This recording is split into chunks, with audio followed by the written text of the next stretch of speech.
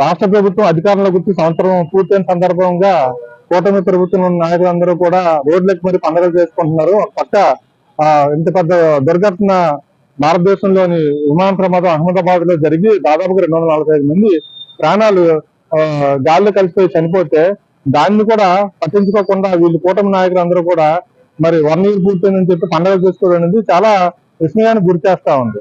అందరూ ముక్కును వేరేసుకుంటున్నారు. ఏంటి వీళ్ళ తాలూకా బిహేవియర్ ఎలా ఉందని చెప్పేసి.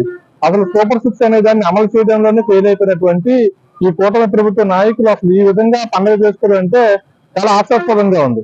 ఒక పక్క అమ్మఒడి దాదాపుగా 80 లక్షల మంది ఉంటే సగం మందికి ఇచ్చి చేతులు దులిపేసుకున్నారు.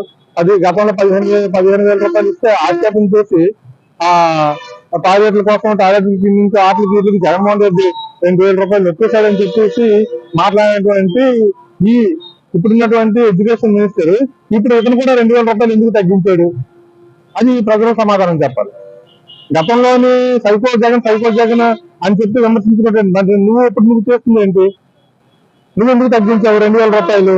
నీకెందుకు అడ్మినిస్ట్రేషన్ ఎక్స్పెండిచర్ అంతా కూడా అమ్మ తల్లికి వందనం పేరు చూపించేటటువంటి 15,000 2,000 రూపాయలు ఎందుకు తగ్గించాల్సిన అవసరం వచ్చింది? ఏమి మీ ప్రభుత్వం పెట్టుకోవాల్సిన బాధ్యత లేదా? ఒక విమర్శించేటప్పుడు దానికి పూర్తిగా మీరే బాధ్యత వహించాలి కదా. ఆ ప్రభుత్వం అలా చేసింది కానీ మేము అలా చేయలేదని చెప్పుకోవాల్సిన బాధ్యత మీ పైన ఉంది కదా. చేయలేకపోయారు. మత్స్యకార భరోసా గత సంవత్సరం మత్స్యకార భరోసా పూర్తిగా అగ్గొచ్చారు. 10,000 రూపాయలు ఇచ్చామని చెప్పేసి మీరు పోస్టులు వేసుకుంటున్నారు. నిజంగా మీరు ఇచ్చింది దాదాపుగా 260 కోట్ల రూపాయలు బడ్జెట్ లో కేటాయింపులు చేసి దాంట్లో కనీసం 150 కోట్ల రూపాయలు కూడా మీరు మత్స్యకార భరోసాకి ఇవ్వలేదు. దాదాపుగా సగం మంది మత్స్యకారులు ఎవరో కూడా ఈ రోజు మత్స్యకార భరోసా అందకుండానే వేట నిమిషాలు పూర్తిగా కంప్లీట్ అయ్యింది. రేపు నుంచి వేటకు వెళ్తున్నారు. అందరూ కూడా అన్నమో రామచంద్ర అని చెప్పి కడుపులోని చేతులు పెట్టుకొని బాధతో వెళ్తున్నారు.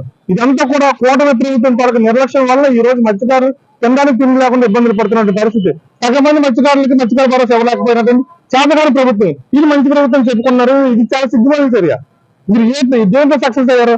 అన్న క్యాంటీన్లు 240 అన్న క్యాంటీన్లు పెట్టేసి మీరే ఉద్ధరించేసినట్టు కాదు. మీరు చెప్పిన సూపర్ 6 ఏమైంది?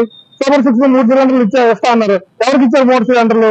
తల్లికి వందనం ఇంతవరకు లాస్ట్ తల్లికి వందనం అగ్గొట్టారు. సూపర్ 6 మొత్తం లాస్ట్ అంతా అమలు చేయలేదు. ఇప్పుడు ఆఫ్రికాలో ఏంటంటే చాలా అక్కడున్నటువంటి దేశాల కంటే కూడా వెనకబడిపోయింది రాష్ట్రం. ఉత్తరాంధ్రాన్ని పూర్తిగా నిర్లక్ష్యానికి వదిలేశారు. ఒక్క ప్రాజెక్ట్ రావట్లేదు. ఒక్క రియల్ ఎస్టేట్ సంస్థ కూడా జీతాలు ఇచ్చుకునే పరిస్థితుల్లో ఉన్నారు. మొత్తం రియల్ ఎస్టేట్ కూలీలు అయిపోయింది మీ దయ వల్ల. ఎక్కడ నిర్మాణ వ్యవస్థ అంతా కూడా నిర్మాణ రంగం మొత్తం నాశనం అయిపోయింది. మీరు విశాఖపట్నం మీద ఉత్తరాంధ్ర మీద కక్షపూరితంగా మీరు వ్యవహరిస్తూ మీరు ఎవరికి న్యాయం చేశారు?